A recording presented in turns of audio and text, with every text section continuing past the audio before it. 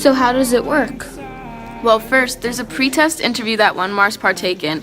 It helps participants focus, and it helps get rid of all distractions. This is then followed by a practice test, which involves a straightforward question that aims to relax and calm patients down in order to make the tests more accurate. Once it's time for the real test, the examinees get 6 sensors attached to them. These sensors record breathing rate, pulse, blood pressure, perspiration, and sometimes even movements in the legs and arms. You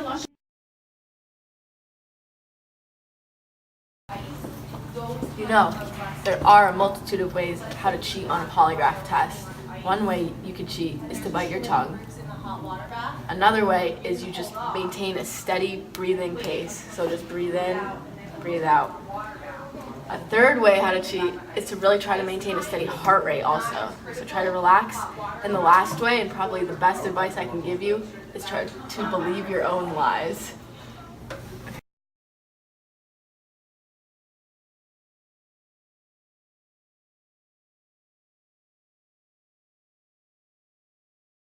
Alrighty, ready to start the polygraph test? Yes. Have you ever lied? Yes. Is your name Mary? Yes. Were you in the 300s hallway on March 2nd at 2 p.m.? No. Did you go near Mrs. Grant's room? No. Did Mrs. Grant fail you on a test the day before? No. Did you stab Mrs. Grant? No. Alright, thank you. That's all we need. No, Steve, I told you I can't find the file. Yeah, I'm just waiting for the results to come in right now. The results are in! Did you hear that? I gotta go, Steve.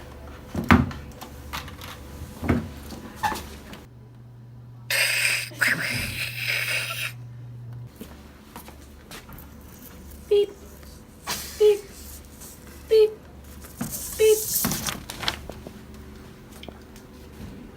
Interesting. What? They're here. I think this is something you should see. Thank you. Wow. I need to put this under the microscope just to get a better look at how her pulse is changing from question to question. Alright, I need to bring this to the lab for further analysis. Let's go.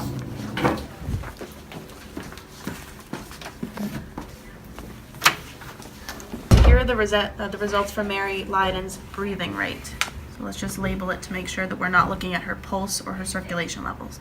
So with each peak here, that's showing an increase in her breathing rate. That means she's probably getting nervous at the question, or she's lying. There aren't that many peaks, though, in this from each question to question. So besides here, she might have gotten a little nervous at the top and the bottom peaks, but since there are so many flat lines and minimal peaks, it doesn't look like she was that stressed out. So by all means, it's looking like she did pretty well on the test and that she was telling the truth for most of it. So you're saying that she didn't kill Miss Grant? By the looks of it, she wasn't lying when she said she didn't.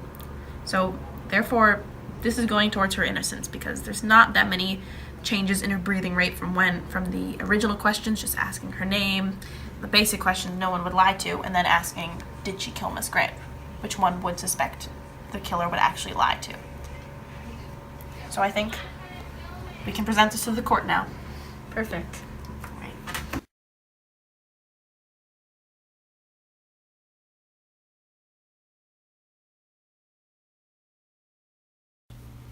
At the Stanford Trial Courthouse, in case number 4273, the jury has reached a verdict in the case of the United States versus Mary Leiden. The verdict is not guilty.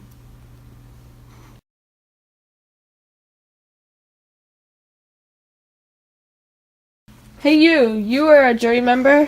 Why did you find Mary Leiden not guilty? As a jury member, the defense presented some really good evidence. He presented to the court a lie detector test that showed that Mary Leiden was clearly not lying, and she passed the test, so. Thank you. Have a great day. How do you feel about being proved not guilty in court? I feel very excited. I knew from the beginning that I was going to walk away free because I didn't do anything, and the lie detector test showed that. So I'd like to thank my lawyer, my friends, my family, and my mom. Thank you, Mom. And that's how you finesse the test.